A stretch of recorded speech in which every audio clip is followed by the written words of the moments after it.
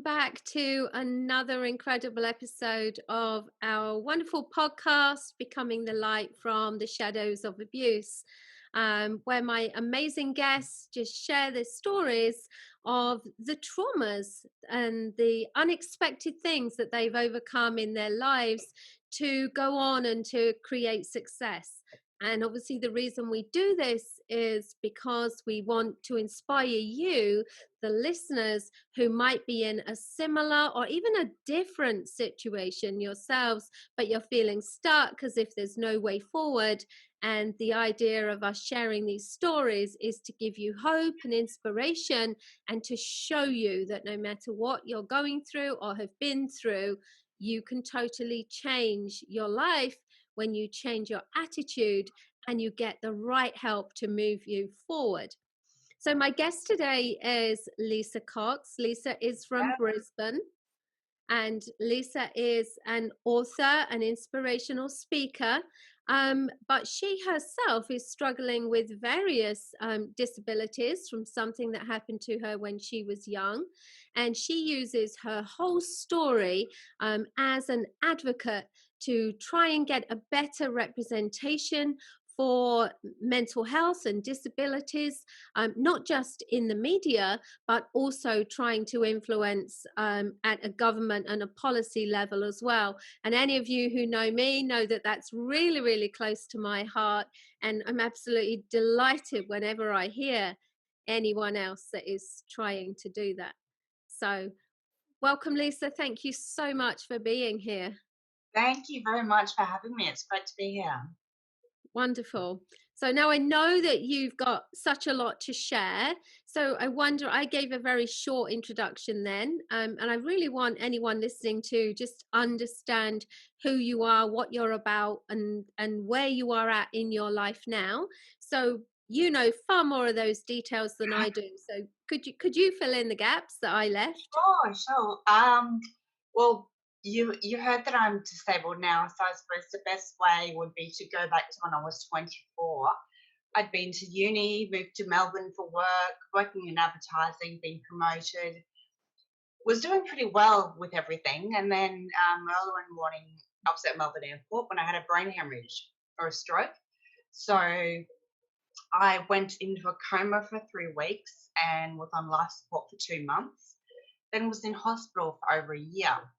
During that first year, my left leg, all of my toes, and 9 of my fingertips were amputated. I still have this one. I've had heart surgery, a total hip replacement at 27, which was so much fun. And then there are all the things you can see, I suppose, but there are lots of invisible disabilities and scars upstairs. So I'm over 25% blind. My speech has its good days and bad days. I also have PTSD from everything that happened, anxiety as well, and a permanent sleep disorder. So they're things that can't just be cured or are going to go away necessarily because brain injury is permanent. So I've worked really hard on trying to rewire a lot of my brain and do certain things, but there are other things that I know are just permanent, I suppose.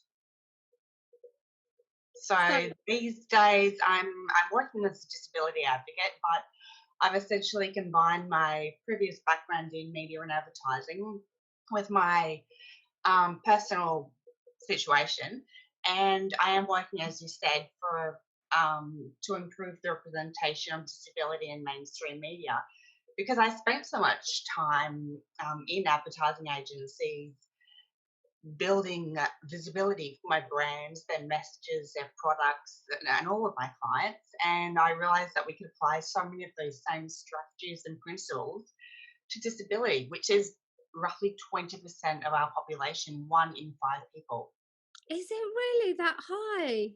That's correct. And that doesn't include the millions more people who are perhaps carers or friends or colleagues or mates or something. So I did read somewhere that and I should fact check this, but I did read it and it's probably a little bit old now, but just in Australia, the size of that market share or that community is roughly the size of China. So it's huge, where I've heard reports where the biggest minority, or at least one of the biggest here in Australia, but we definitely don't get a lot of airtime, so to speak. There's not a lot of discussions about it, and the media representations of disability currently are really, really narrow and limited. Paralympians, who are great people, but Hmm. unless you fit that category, or unless you're a really sad story, and by all means, they're absolutely love those and heartbreaking. That's really the only stories we hear about disability. You never see a disabled person doing grocery shopping or driving kids to school or doing normal things, buying toilet paper during COVID, things like that. It just doesn't happen. So using my business background, I'm trying to improve a little bit of that. Yeah, and I think that's wonderful. As I say, anyone who knows me knows that this is a real passion and a focus of mine. The fact that when you talk about disabilities, there, the 1 in 5, are you including mental health as well, or is that it's not just physical? Is it that I, number?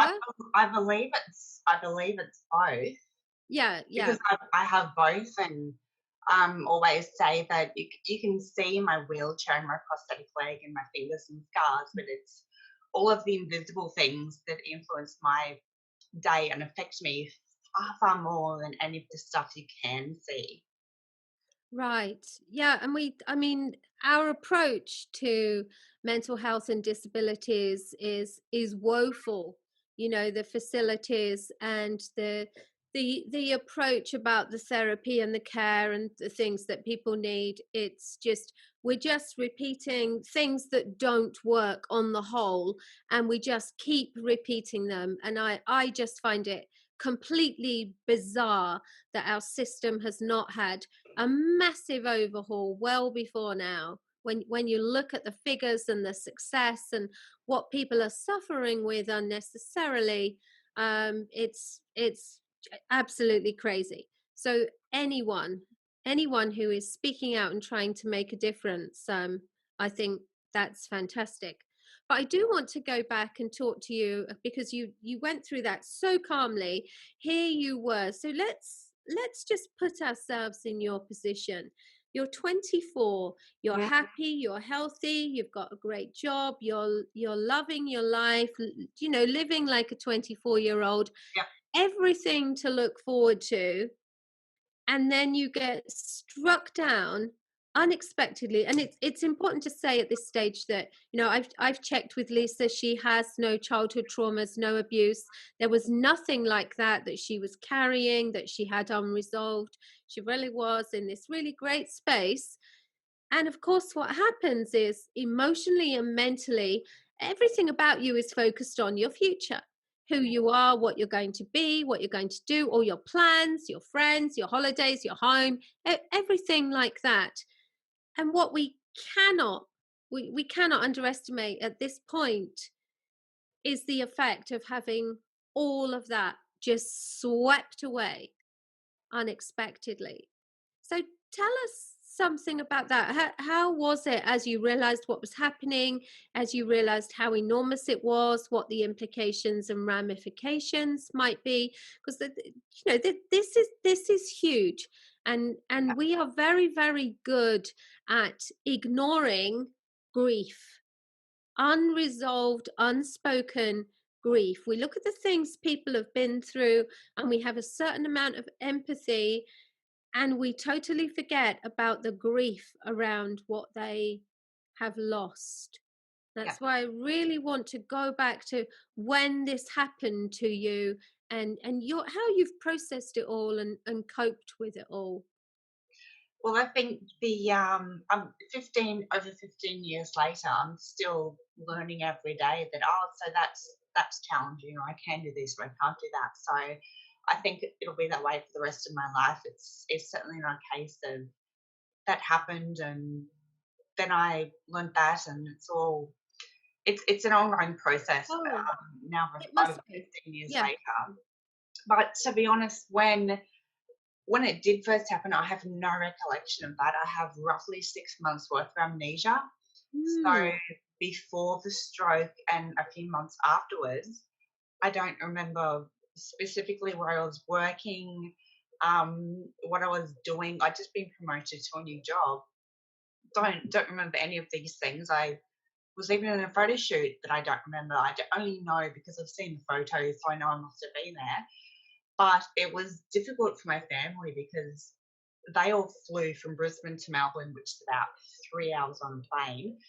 Um, they all came to my bedside, mum, dad, my sister, and brother, for 2 months, living out of suitcases and sleeping on Wow. the floor of the apartment. So I have no doubt they had their own version of PTSD, but um, every day, mum would hear the beeping of my machines and just be grateful that I was still alive because they'd first been told, come to Melbourne immediately if you don't think Lisa will be alive in the morning. And then a few weeks later, they were told, listen, we can't run a brain signal. We might have to turn off the life support. And so they were forever getting this really, really horrible news. Yeah. Um, but eventually I did come off the life support. I've still got a big scar just here where the breathing tube was. Eventually I came off the life support and they fed me or drip fed me little bits of information because I think for anyone to hear all at once, this is what happened to you, bang. Um, and I was a space cadet for the first few months. I was heavily medicated on pain medication and everything because my hands and feet were quite literally rotten off, and I'm not using literally in the incorrect context. They all turned black and gangrenous and had to be amputated in the end. So my family were very selective about what they told me and when. And then also remembering that I had a newly acquired brain injury. So one day they said, Lisa, your leg's going to have to be amputated. And I just bawled my eyes out, cried and cried, don't remember it, of course. The next morning I woke up, didn't remember a thing, so they decided that they wouldn't tell me every day and make it Groundhog Day. And I suppose they were learning as much as I was. They were Right. learning what they could say, what they couldn't say in terms of what I would remember. And it was a new experience to all of us. So we were all learning together, really. So, and through all this, I mean, obviously, you're saying you were very, very young, to have experienced this. So, tell us what caused this? It was obviously massive. This heart attack to leave you with that much damage for that long. That's right. So my understanding, don't have a medical background, my understanding, Streptococcus A is the infection that caused the brain hemorrhage, and Strep A is the sort of thing that can pick up at the shopping centre or something like that, and people have those sorts of things all the time, but their immune system fights it. And we're sort of guessing that my immune system was perhaps a bit low because I'd started a new job and was working really hard, and yeah, it came to me and just went, let's party because her immune system's really weak or really low. It's good today, but it snowballed after that. So after the brain hemorrhage, got into hospital, all of my organs shut down one by one.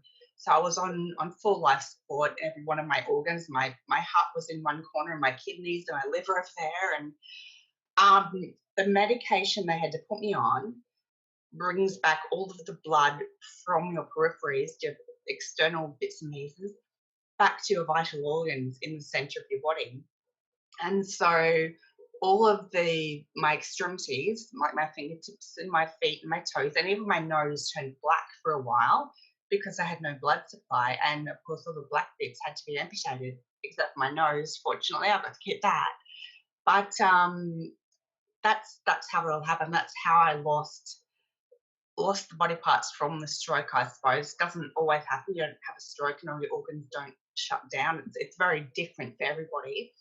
But in my case, that's what happened. That's how it happened. So I had to have heart surgery, one of my last surgeries in that first year of hospital. And they decided that they needed to get rid of all the infection and cut off all the infection before I could have the heart surgery because it was the big risky one, I suppose, at the end. So just to get my fingers removed, that was 4 separate operations, 2 on this hand and then 2 on this hand, and I had to have my hands up in slings in the bed for for weeks. It was really uncomfortable, and back then, 15 years ago, there was no Instagram or anything to scroll through to to stop being bored. It sounds absolutely horrific. It was, I won't swear, but it was Yeah, really, really rotten. yeah. Yeah, so I'm very, very fortunate to have had awesome family around me to keep my spirits up, I suppose. So as sad as I was, yeah, just knowing that I was grateful to have them, certainly helped. And I suppose something I talk about a little bit sometimes is gratitude, but not in a fluffy unicorn, sunshine kind of way. But it's a genuine cornerstone of my life, and that's from years and years earlier. I'd traveled to developing countries and things like that, and seeing some of the terrible poverty and things that go on there, and just knew that even in my really modest middle class suburban house, we were so lucky. So Mhm. in hospital, I kind of took that approach and knew that, you know what, it really sucks, but I'm getting 3 meals a day. I'm going to go home eventually. There are people in this hospital upstairs on the next ward who aren't going to go home. They're never going to see family again. They're not getting 3 meals a day because they're in palliative care. And do you remember the Beaconsfield miners? Which That's story is that? With it, the Beacon, the 2 miners who got stuck down a mine shaft. I don't remember the details. Tell Oh, us.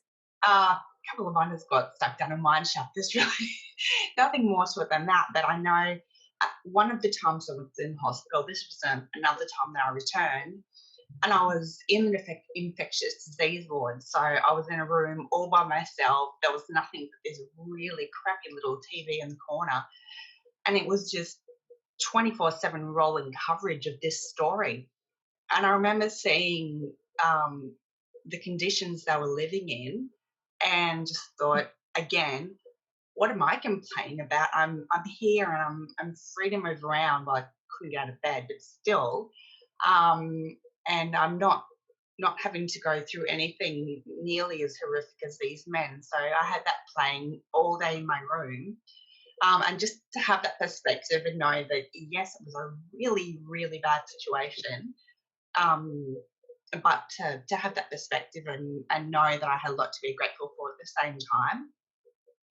Yeah, I'm also a huge advocate of gratitude and gratitude journaling. But you know, if I to say it simply, when you practice gratitude, as you say, there's always something positive to find, and it moves you away from just this wallowing in negativity and getting sucked in and pulled down by that, and it moves you to a much more positive place. And you actually find that when you do it about specific instances and things, when you do it all the time, it literally just becomes who you are. It You is. just find yourself shifting to the positive in everything. I was Yeah, I shared on another podcast the other day. I broke my arm a few oh, weeks ago, my hand here. I see. Yeah, Yeah. yeah, and I was out the back garden, and I fell backwards over a log that was in my way, and I remember I was lying on the ground, and I knew I'd really hurt my hand because I put it down to save my fall, and I'm lying there, and I remember just lying there for a minute because I was really dazed. I really felt sick, um, but just even as I was thinking about it, and I was crying. Don't think I was some kind of heroine. I wasn't. I was crying, but I was lying there thinking, okay, that could have been a lot worse. You didn't fall on concrete. The ground is softer than it could have been. It's not raining and it's not cold. So no matter how long it takes you to get up, you're going to be okay. And then my big dog came bounding over, and I'm like, okay, you've got the dog here too. And I was just going through, and then I got to things like, okay, I haven't ruined my expensive jumper that I'm wearing. And then as I sat up, it was like, okay, you're okay. You can sit up, and from here you will get up. And Yeah, yes, you hurt your hand, but go to hospital if you need to. You're going to be okay. And that was my whole process, and it was just an automatic. And I think it is so much. It saves you so much distress when it's you can look at the good things out of the bad things.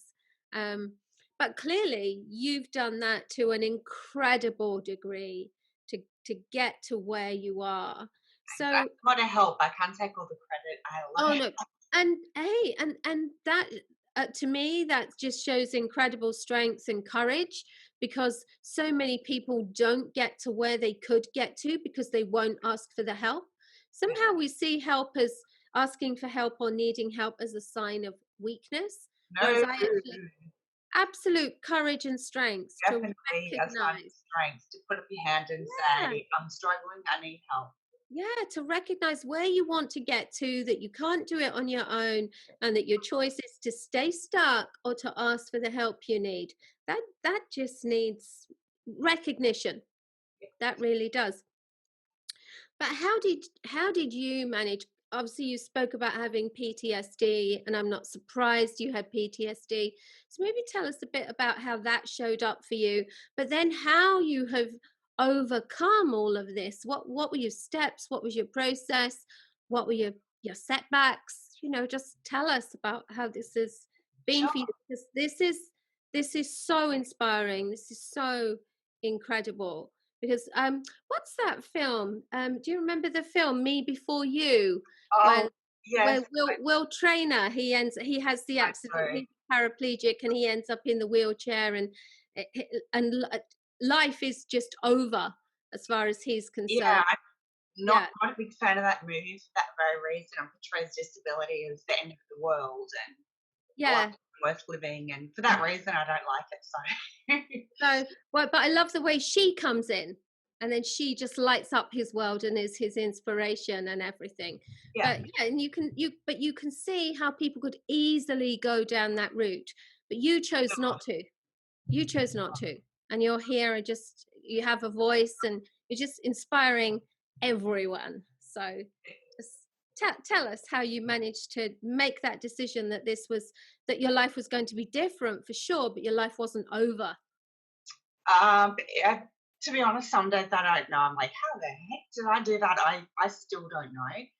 And sometimes I think a lot of it has to come with all of the sport I played growing up. I Okay. learned this lesson repeatedly on sporting fields all over the country and overseas, that if you lose a point, if something goes wrong, things don't go your way, you can't sit down and have a tantrum and feel sorry for yourself and then just kick the dirt and go, well, I give up. You have to get all your stuff together, get on with it, and just keep on playing. And so it's very different to recovering in hospital from a stroke, but it's that same sort of Mentality. yeah, just get up and Yeah, get on get with yourself it. and keep playing. I love that. Not to say that I didn't have some really, really low days. I was just crying for no reason a lot. And so even though I talk about the highs and getting through it and being strong, there were also some really low times when I was not at my strongest at all. But I don't think I don't think you were ever crying for no reason. Let's be that, clear about that.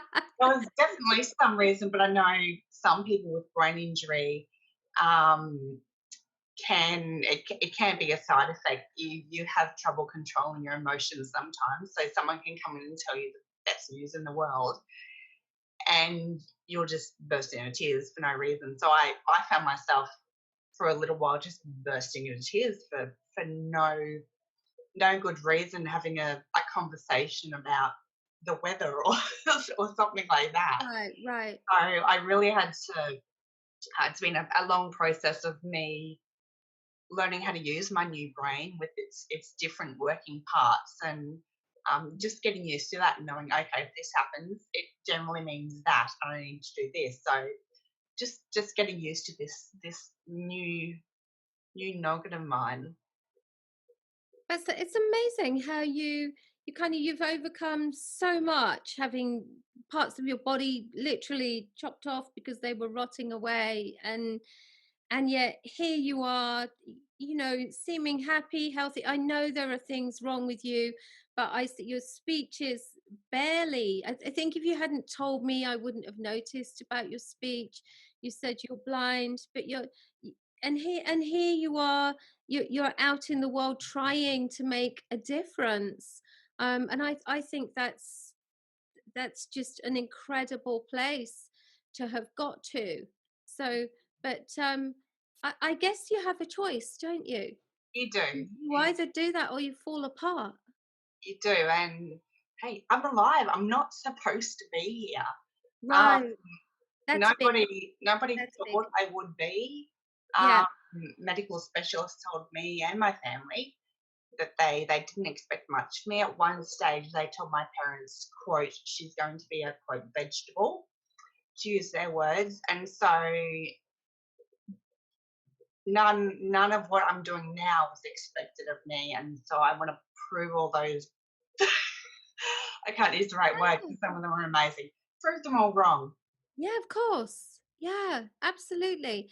And that's just the courage and the strength and the determination that we were talking about. And I think that applies to everyone. Now Yeah, you're overcoming medical trauma here, but to anyone who has overcome, who has in their past any kind of trauma that they need to overcome, I think we all have this desire to prove people or ourselves wrong. If you're telling me I'm going to be stuck with this depression for the rest of my life, I'm going to prove you wrong. If you're telling me I can't get over my CPTSD, that I'm always going to live with this, I'm going to prove you wrong, yeah, because it isn't necessary to live with all of those things. Of course you're going to have the process to go through, and you might need medication and things to help you at first, but those things can be the first step, and it's going beyond that. And I love that desire to prove people wrong, not in your case, but normally the people who put you down, the people who held you back, who controlled you, who diminished you, the desire to prove them wrong. They always say, don't they, that the best revenge is to go on and live an amazing life. So, yep, not yep, that you had to get revenge other than on your infection.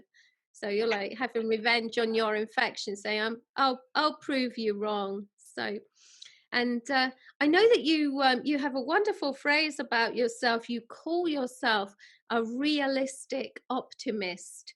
And I think that's a fantastic phrase. So tell us more about that and what that means to you. Well, I'd like to think of myself as a positive optimist or something, but that comes with all sorts of connotations of wearing rose-colored glasses with your head in the clouds or in the sand, and only seeking the good and la la la la when things get tough or negative. But that's not life. Life's got challenges for Yeah. everybody, whether or not you have medical trauma or some sort of abuse or something else entirely. That's not realistic. So even though I try and be as positive as I can, always seek the sunshine, look on the bright side, and look for the positives and those sorts of things. I try to ground what I do in realism as well, and yeah, keep it a little bit realistic, especially for the disability community. A lot of the phrases, or not phrases, sorry, the quotations and everything that fly across social media and anything that's possible, chase your dreams, and they're all really great and good and well, and I still am a big fan of them, but they don't always apply to the Let's be disability realistic. community because no matter how much you just think happy thoughts and just think positive, anyone who's had anxiety or depression or something else knows that that's not how it works. No, it takes a lot more than that. It can be your starting point, Yeah. You know, it can be your inspiration. It can be the thing that makes you say, I want to do that, I want to be that. But I think you're right. I think people can become very unmotivated, and it almost feeds their depression when when they read something like that, and over a few days they're not able to do it. So they then think, what's wrong with me? Why can't I just do this? You know, so yeah, a healthy dose of realism and understanding that it's a journey to get to that point. It doesn't just happen just because you read something or you think something or you want something. It's a tremendous amount of working on yourself, integrating into your environment, applying all sorts of tools and techniques and things to get you through. I'm sure you've done more than your fair share. I can't I can't even imagine how you have got from where you are to where you are, where you were to where you are now. I think it's absolutely incredible. It really is Thank you. amazing. It's Saying like that, a process. It's a and something process. I'll never completely work out, and that's fine. That's fine with me because we all, whether or not you have a disability, you all evolve, and we all evolve.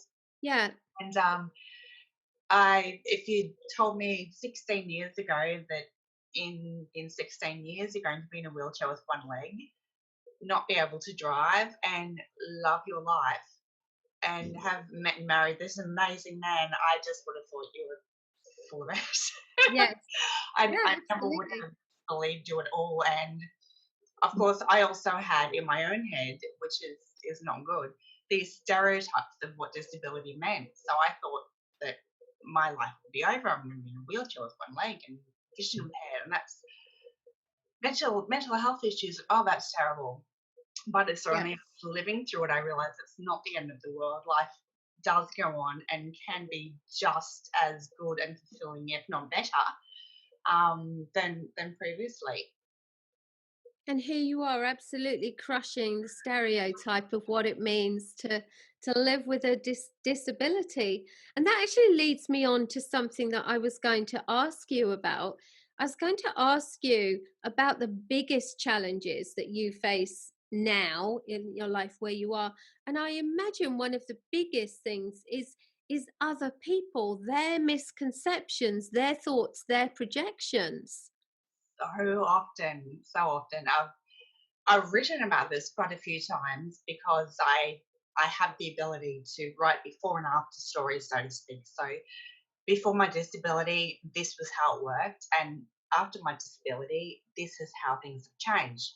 I Right. haven't changed as a person. My physical, my look has, I suppose, I'm in a wheelchair and things like that, obviously disabled, but the changes in public perception and attitudes towards me have been sometimes disgusting, other times comical. Um, there's been a whole mix. So part of what I'm trying to do now is, because I used to be one of those people who wanted to do and say the right thing, not offend anybody, but wasn't sure about what to say, how to say it, or what to do. So now that I have that insight as someone with disabilities, I can speak to the non-disabled community with a little bit of empathy and say, I know how you feel. It's a bit awkward sometimes, isn't it? Because you don't want to offend, but perhaps try saying this, or definitely don't say that, or all those sorts of things. So I'm certainly not the only spokesperson for disability or anything like that. There are some great people out there doing wonderful work, but where I can, I try to do little parts of education along the way, because I think it can only help. Well, I think what you're doing is absolutely incredible, and there's no doubt that what you've been through for a purpose, and that you are here. You are clearly here to be a strength and an encouragement and a guide and an example to other people who may give up or may think that there is nothing beyond what has happened to them. And that's a truly incredible role to fulfill. So for anyone who's listening, we will put everything in the show notes. But obviously, some people are maybe driving and just Sure. listening. So if people want to find out more about you, what you're doing, how to follow your story, or just catch up with you, how would people get in touch with you, Lisa? What's the best way? The only platform I really spend any time on is Instagram. Okay. I live there. So at lisacox.co, that's lisacox.co. And that's also my website. So it'll Okay. work in both. And that's it. Great. Well, we'll put up everything, and I'm sure that people will go and have a look at your website and your Instagram. That's one to follow then when we all need some inspiration, and when we all need to practice some gratitude and say, "Hey, I have not been through what Lisa has." Life's That's a good one so for all of precious us. not to be taken for granted. Just get out there and living your best life is a bit overused these days, and it looks so different for everyone. Yeah. But your best life, however that looks to you, it is Thank you. possible. Yeah, and that's amazing words to leave everyone. It is, our mission here on this planet is to be the best version of ourselves in whatever way that means to us. So, thank you so much. Thank you for sharing your Thanks, Sarah. story and Thanks for for having me. being here. And yeah, I'm sure there's so many people listening who, even if they're not affected themselves, will know someone who is struggling in some way to rebuild a life that's affected by a major event. And I'm sure your story will be very, very precious and helpful and useful to them. So thank you so much for sharing. I really do Thanks so appreciate much, it. Sarah. Thanks, Lisa. We'll talk again. Bye.